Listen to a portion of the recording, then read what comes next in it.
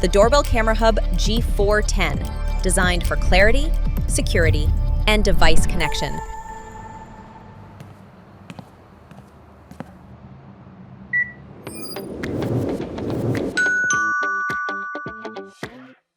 Hi. Wait a minute. Wait a minute.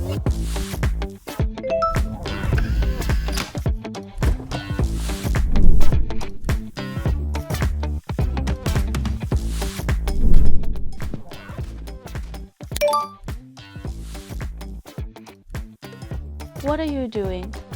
What are you doing?